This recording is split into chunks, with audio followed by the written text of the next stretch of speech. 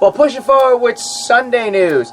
For you Flash fans, get ready for something rather interesting. And if you're not a Flash fan, but if you're a Danny Trejo fan, you might be intrigued. Say what? Okay. Danny Trejo is headed to the Flash for this season. He is playing a character by the name of Breacher, who's an interdimensional bounty hunter from Earth 15.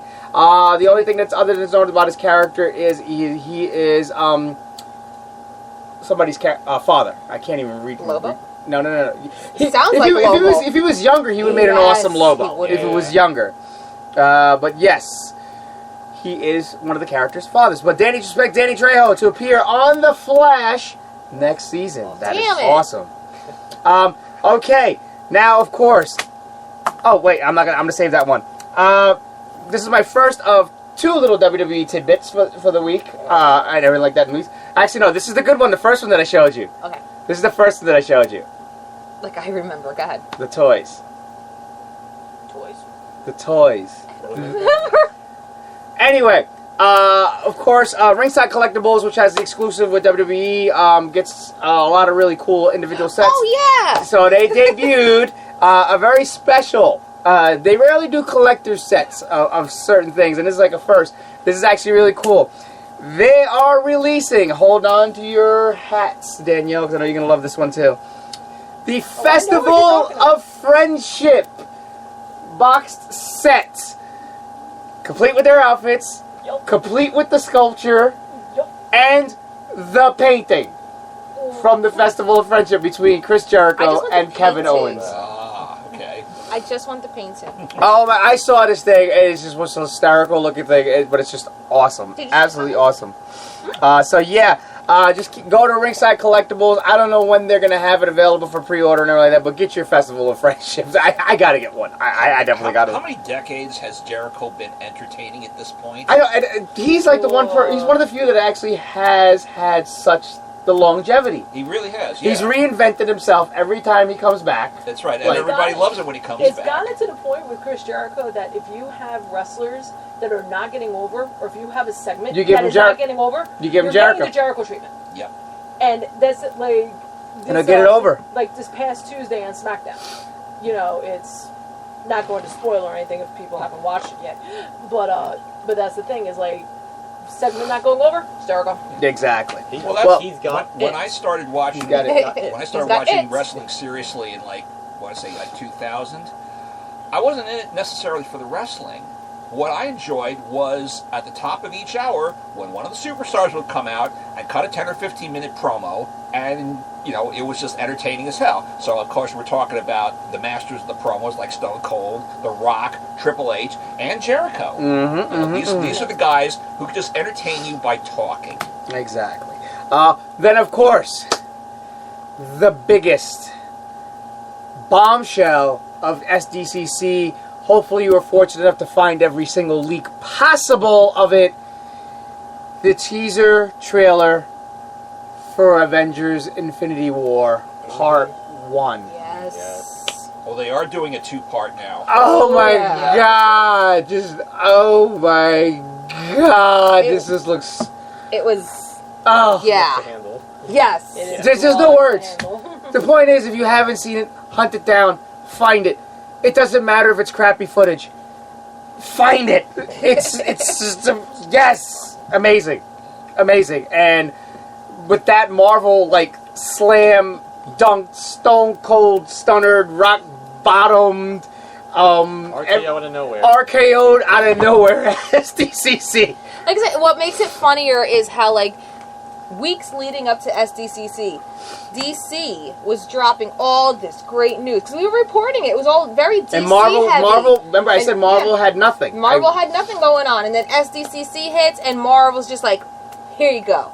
Take it all. But that's all. Boom, bitches. But that's always the case with Marvel because Marvel will hold on to something and wait until the biggest convention of the year that everyone is going to be watching and everyone's going to be following, and that's when they're going to drop everything. So that's smart in terms of. Well, Marvel said. Definitely. Marvel said that was the game plan. Well, they said they were going to get quiet up until the cons and everything like that, and. They said they're not, from this point forward, they're not giving you about, other than Captain Marvel, they're not giving you really anything else about Phase 4 till they finish with Infinity War. And that's good. I'd rather wait and get solid good news as opposed to because obviously also whatever little bits. Obviously whatever they're going to do with Infinity War 2 is going to springboard and launch the next phase. Yeah. All right. And here's a flashback from a previous SDCC. You remember, I think it was the year that Ultron came out, and I want to say Batman versus Superman. Yeah. Yeah, they were neck and neck. Yeah, and they showed the trailers of both, and they both leaked, and DC was screaming lawsuits and Marvel just said, "Damn it, Hydra." Yeah. Oh my God, yes. They went, damn and it, then they released it themselves to the public. Exactly. They're like, well, here's the better quality footage. Right, because it's already out there, so here you go. They were going to preview it on an episode of Agents of S.H.I.E.L.D.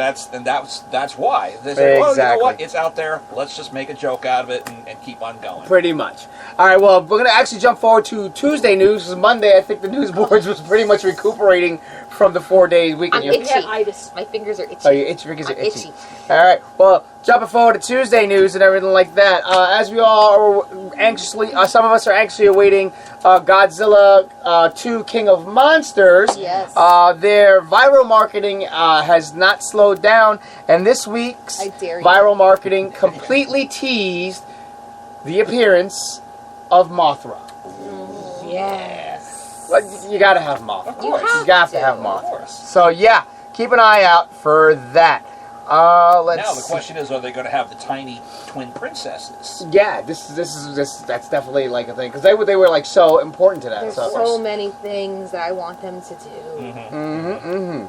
All right, well, pressing on forward. We have finally gotten a release date for the 25th Bond movie. Okay. That will be on November 8th, 2019. Only 25th? Yeah, it's the 20. Only yeah, no. 25? Yeah, it feels like so many more. But the point is, this is obviously, this is the silver. This is the silver moment for them and everything like that. So this is going to be huge. But they announced the date, but there's still been no full, solid announcement of who will be Bond. Daniel Craig? There's been rumors. There's been rumors of Daniel Craig. There's also obviously been rumors of Idris Elba. But the latest name has surfaced as a potential serious contender for the role, and given the times and everybody can bitch, Charlize Theron I heard about is that. in talk on the list. I would watch the fuck out of that. So the thing is, right now everything especially is with Atomic Blonde. Yes. Now. well. Atomic Blonde just came out. She completely kicked ass. I saw behind the scenes stuff on it. She completely kicked. That's unbelievable. I'm checking that out this weekend. Come hell or high water. But and it wouldn't. Honestly, it wouldn't. Given the big Doctor Who debacle, just the point is, we're in that ribbons revolution. WWE's did it with their talent. Ghostbusters did the women. Doctor Who just did the women and everything like that. Marvel and DC are both obviously pushing to the forefront the women.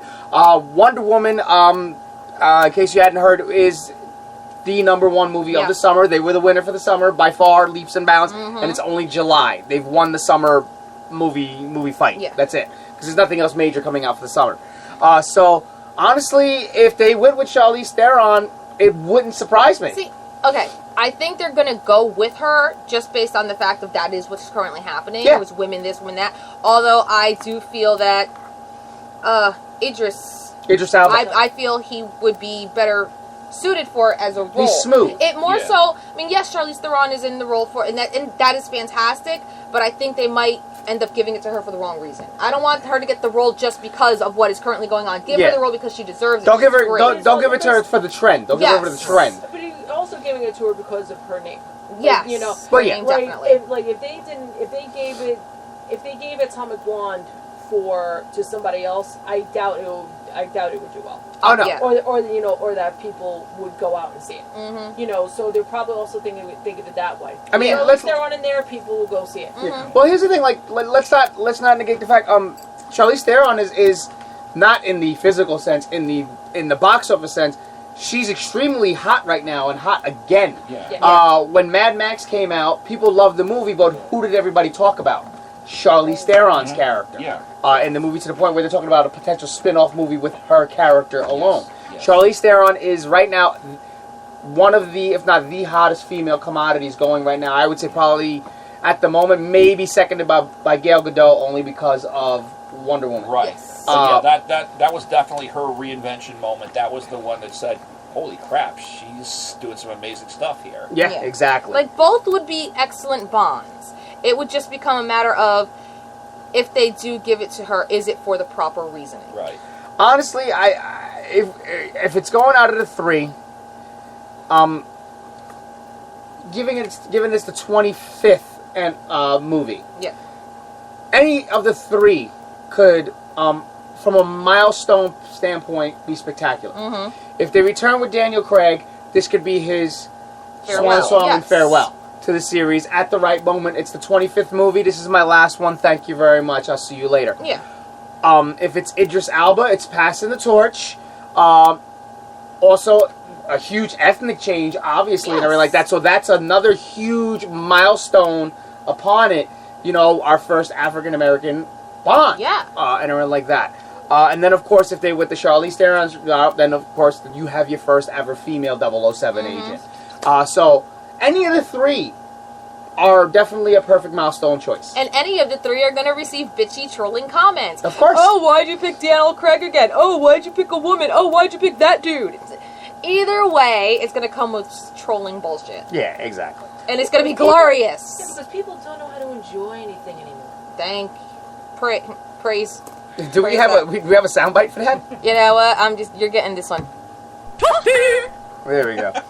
All right. Now, well, if I could just interject for a second, I would not mind Daniel Craig coming back, because I've noticed that of all his films, the odd number films are the ones that really work. I read that. That's the funny thing. The odd number ones are the ones that worked out. I wanted Spectre to be good, and it was okay.